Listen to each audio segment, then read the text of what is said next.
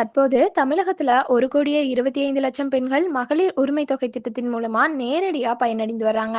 இந்த திட்டத்துல மேலும் பலரும் பயனாளர்களாக சேர்க்கப்பட உள்ளனர். அதன்படி இந்த திட்டத்துல கூடுதலாக 10 லட்சம் முதல் 15 லட்சம் பேர் வரை புதிதாக சேர்க்கப்பட உள்ளனர். இதனால மொத்த பயனாளிகளின் எண்ணிக்கை 1,45 கோடியாக உயர்த்தப்பட உள்ளது. இதற்கான புதிய விண்ணப்ப தேதி குறித்து தகவலும் தற்போது வெளியாகியுள்ளது. அதன்படி மகளிர் உரிமை தொகை திட்டத்திற்கு விண்ணப்பங்கள் ஜூன் முதல் வாரத்தில் தொடங்கப்பட உள்ளன. பெரும்பாலும் ஜூன் 1ஆம் தேதி முதல் புதிய விண்ணப்பங்கள் வெளியிடப்படும் என்று தகவல்கள் தெரிவிக்கின்றன. இதற்கான நிதி ஒதுக்கீட்டிற்கு அனுமதி கிடைக்கும் நேரத்திலேயே விண்ணப்பங்கள் அதிகாரப்பூர்வமாக தொடங்கப்படும். முந்தைய சுற்றில் விண்ணப்பம் நிராகரிக்கப்பட்ட பெண்கள் இம்முறை வட்டாட்சியர் அலுவலகத்தில் நேரில் சென்று மீண்டும் விண்ணப்பிக்கலாம். இது குறித்து தெளிவான தகவல்கள் வெளியாகியுள்ளன.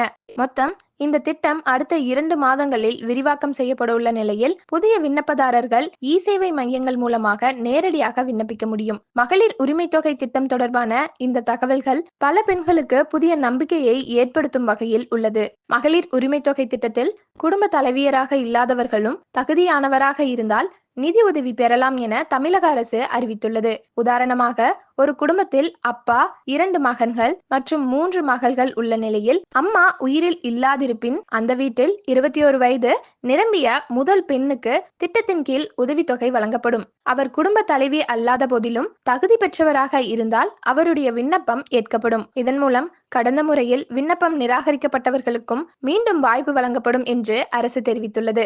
இதேபோல் விவாகரத்து பெற்ற பெண்களும் மகளிர் உரிமை தொகைக்கு தகுதியுடையவர்களாக கருதப்படுவர். அவர்களுக்கு தனி ரேஷன் கார்டு இருந்தால் திட்டத்தின் கீழ் நிச்சயமாக நிதியுதவி வழங்கப்படும். ஒரு ரேஷன் கார்டில் உள்ள ஒரே ஒரு பெண்ணுக்கு மட்டுமே மகளிர் உரிமை தொகை வழங்கப்படும். ஒரே வீட்டில் இருந்தாலும் 2வது பெண்ணிற்கு தொகை கிடைக்காது. அவருக்கு புது ரேஷன் கார்டு இருந்தாலும் கள ஆய்வில் அவர்கள் ஒரே வீட்டு சொந்தங்கள் என உறுதி செய்யப்பட்டால் 2வது ரேஷன் கார்டுக்கு ரத்து செய்யப்படும் மற்றும் அவருக்கு தொகை வழங்கப்படாது. அதேபோல் அரசு பென்ஷன் பெறும் பெண்களுக்கு இந்த தொகை வழங்கப்படாது. மேலும் அரசு சார்ந்த வேறு வருமானங்கள் பெறுபவர்களும் தகுதியில்லை. ஆனால் அரசு ஊழியராக இல்லாத கணவர்களுடைய மனைவிகள் இந்த திட்டத்திற்கு தகுதியுடையவர்களாக கருதப்படுவர். அவர்களுக்கு தொகை வழங்கப்படும். புதிதாக திருமணமாகி தனி ரேஷன் கார்டு பெற்றவர்கள் அவர்களின் கணவர் அரசு ஊழியராக இல்லாத பட்சத்தில் அவர்களும் மகளிர் உரிமை தொகைக்கு தகுதியானவர்களாக கருதப்படுவர்.